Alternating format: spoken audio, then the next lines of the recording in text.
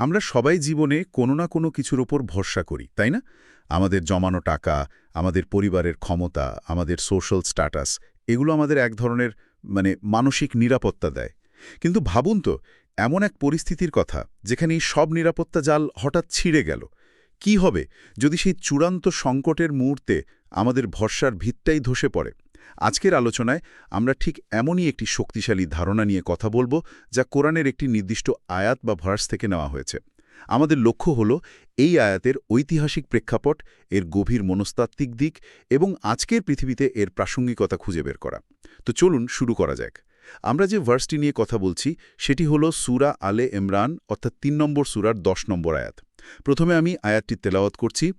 ইন্নাল্লাযীনা কাফারু লান তুগনিয়া আনহুম আমওয়ালুহুম ওয়ালা আওলাদুহুম মিনাল্লাহি শাইআন ওয়া উলাইকা হুম ওয়াকুদুন নার।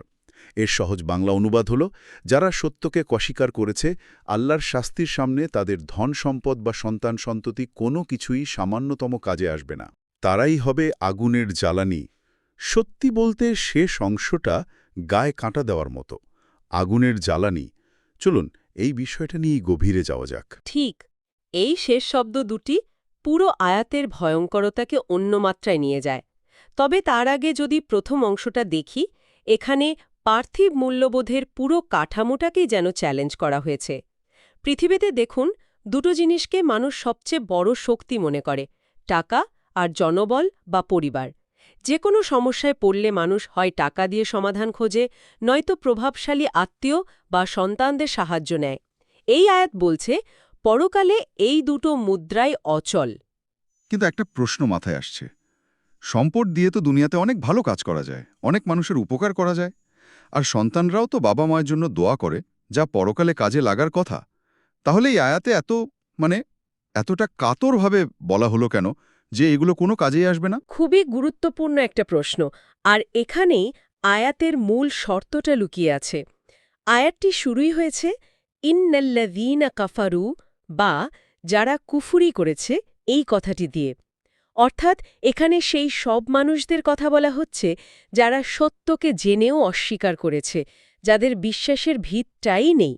ঈমান বা বিশ্বাস যদি না থাকে, তাহলে তাদের ভালো কাজগুলো একটা ভিত্তিহীন দালানের মতো হয়ে যায়। দেখতে হয়তো সুন্দর, কিন্তু সামান্য ধাক্কাতেই ভেঙে পড়বে। তাই অবিশ্বাসের নীলে তাদের সম্পদ বা সন্তান কোনোটিই তাদের বাঁচাতে পারবে না। আচ্ছা, তার মানে এই কথাগুলো কোনো শূন্য তত্ত্ব ছিল না, বরং নির্দিষ্ট কিছু মানুষকে উদ্দেশ্য করে বলা হয়েছিল, তাই তো? আছে যাকে শানে নুজুল বলা হয়। সেই সময়ে মদিনার বনু কাইনুকা ও বনু নাজির নামের দুটি প্রভাবশালী ইহুদি গোত্র ছিল। তারা ব্যবসা-বাণিজ্য করে প্রচুর সম্পদের মালিক হয়েছিল এবং তাদের জনবলও ছিল অনেক। বদরের যুদ্ধের পর যখন মুসলমানরা বিজয়ী হল, তখন নবী মুহাম্মদ সাল্লাল্লাহু আলাইহি ওয়াসাল্লাম তাদের ডেকে আল্লাহর প্রতি বিশ্বাস স্থাপনের আহ্বান জানান। জবাবে তারা অহংকার করে বলেছিল, বদরের যুদ্ধে আপনারা কিছু অনভিজ্ঞ কুরাইশকে হারিয়ে নিজেদের অনেক শক্তিশালী ভাবছেন। আমাদের সাথে লাগলে বুঝবেন আমরা কেমন যোদ্ধা। আমাদের সম্পদ আর দুর্গ আছে। তাদের এই সম্পদ আর জনবলের দম্ভের জবাবেই যেন এই আয়াতটি নাজিল হয়। বাহ, এটা জানার পর তো আয়াতের অর্থটা আরও জীবন্ত হয়ে উঠল। শুধু তারাই নয়, মক্কার কুরাইশ নেতাদের মধ্যেও তো একই ধরনের অহংকার ছিল। ঠিক তাই। ওয়ালিদ বিন মুগিরার মতো নেতারা ভাবত, যদি পরকাল বলেও কিছু থাকে, সেখানেও তারা তাদের টাকা বা সন্তানদের ব্যবহার করে পার পেয়ে যাবে। কারণ পৃথিবীতে তারা যা চেয়েছে তাই পেয়েছে। আল্লাহ তাদের এই মানসিকতার বিরুদ্ধেই যেন একটা চূড়ান্ত ঘোষণা দিচ্ছেন যে সম্পদ আর সন্তান নিয়ে তাদের এত গর্ব, শেষ বিচারের দিনে সেগুলো মশার ডানার চেয়েও মূল্যহীন প্রমাণিত হবে। এই ধারণাটাকে যদি আমরা ইতিহাসের বড় ক্যানভাসে দেখি, তাহলে তো এমন অনেক উদাহরণ পাওয়া যায়। যেমন ফেরাউনের কথাই ধরা যাক। চমৎকার উদাহরণ। ভাবুন তো একবার, যে ফেরাউন নিজেকে আনা রাব্বুকুমুল আলা, বা আমি তোমাদের সর্বোচ্চ প্রভু বলে দাবি করেছিল, যার হুকুমের নীলনদ চলত বলে মানুষ বিশ্বাস করত, যার কোষাগারে ছিল অকল্পনীয় সোনাদানা, আর যার পেছনে ছিল বিশাল সেনাবাহিনী। সেই লোকটি যখন নীলনদের পানিতে ডুবছিল, তখন কি হয়েছিল? কিচ্ছু হয়নি। তার সোনাদানা, তার বিশাল সেনাবাহিনী কিছুই সেদিন তাকে এক ফোঁটা বাতাস জোগাতে পারেনি। তার ক্ষমতা আর সম্পদ সেদিন পুরোপুরি ব্যর্থ হয়ে গিয়েছিল। এলো, সেই সম্পদ সহই সে মাটির নিচে দেবে গেল। সম্পদ তাকে রক্ষা করতে তো পারেনি, বরং তার ধ্বংসের কারণ হয়েছে। আর এই আয়াতটির সবচেয়ে ভয়ঙ্কর অংশে যদি আমরা ফিরে আসি, ওয়া উলাইকা হুম ওয়াকুদুন্নার, বা তারাই হলো আগুনের জ্বালানি। এক মুহূর্তের জন্য এখানে থামতে চাই। আগুনে পোড়ানো হবে আর আগুনের জ্বালানি হওয়া, এই দুটোর মধ্যে পার্থক্যটা তো বিশাল। এটা আসলেই চিন্তার বিষয়। ঠিক এখানেই আয়াতের অলৌকিকতা। আরবিতে ওয়াকুদ শব্দের অর্থ হল ফিউয়েল বা জ্বালানি, যেমন কাঠ, কয়লা বা পেট্রোল, যা নিজে জ্বলে অন্য কিছুকে জ্বালাতে সাহায্য করে।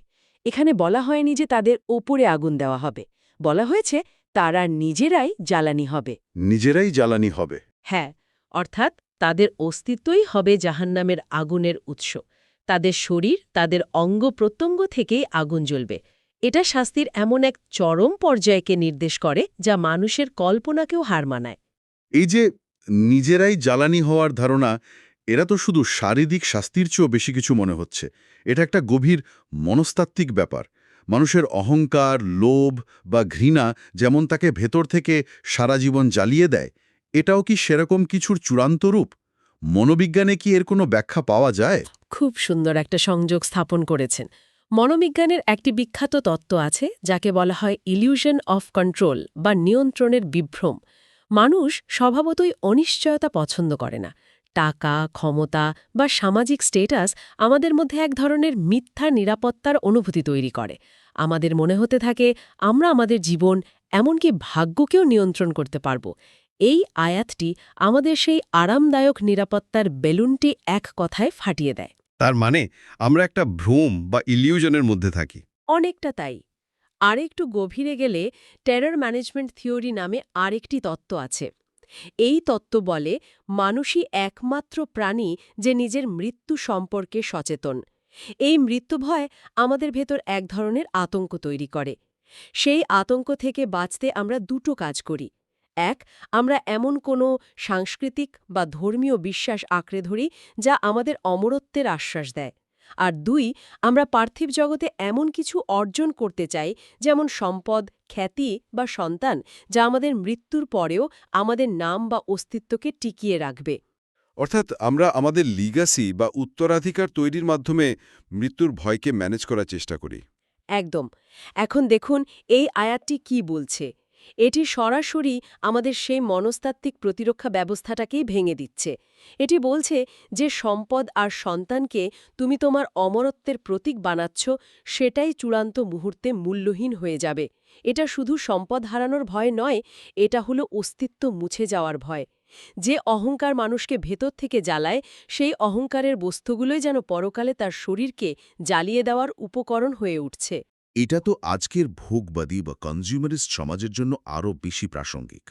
এখন তো শুধু টাকা বা সন্তান নয়, আমাদের ব্র্যান্ডেড পোশাক, লেটেস্ট গ্যাজেট, সোশ্যাল মিডিয়ার ফলোয়ার, এগুলোই যেন আমাদের নতুন সম্পদ ও সন্তান হয়ে উঠেছে। আমাদের আত্মপরিচয় নির্ভর করছে এগুলোর ওপর। ঠিক ধরেছেন। আধুনিক ভোগবাদ আমাদের শেখায় you are what you on.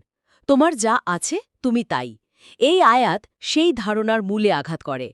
এটি আমাদের প্রশ্ন করতে বাধ্য করে, যদি এই সব পার্থিব পরিচয় কেড়ে নেওয়া হয়, তাহলে আমাদের আর কি বাকি থাকে? সত্যিকারের নিরাপত্তা কোথায়? আমাদের অস্তিত্বের মূল ভিত্তিটা কি হওয়া উচিত? তাহলে পুরো আলোচনা থেকে আমরা যদি মূল শিক্ষাগুলো আরেকবার ঝালিয়ে নিই, তাহলে কি দাঁড়ায়? আত্মপ্রতারণা থেকে মুক্তি, সম্পদের অহংকার যে কতটা ঠুনকো সেটা বুঝতে পারা।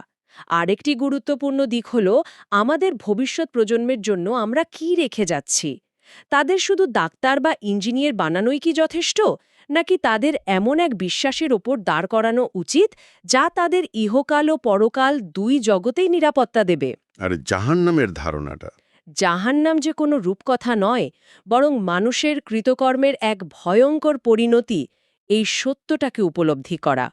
নিজেই জ্বালানি হওয়ার ভয়টা যদি অন্তরে থাকে, তাহলে সেটা মানুষকে অনেক অন্যায় কাজ থেকে বিরত রাখতে পারে। এটা একটা শক্তিশালী নৈতিক রক্ষা কবচ। সব শেষে এই আয়াত আমাদের শেখায়, মানুষের বাহ্যিক স্ট্যাটাস বা সাফল্য দেখে বিভ্রান্ত হওয়া উচিত নয়।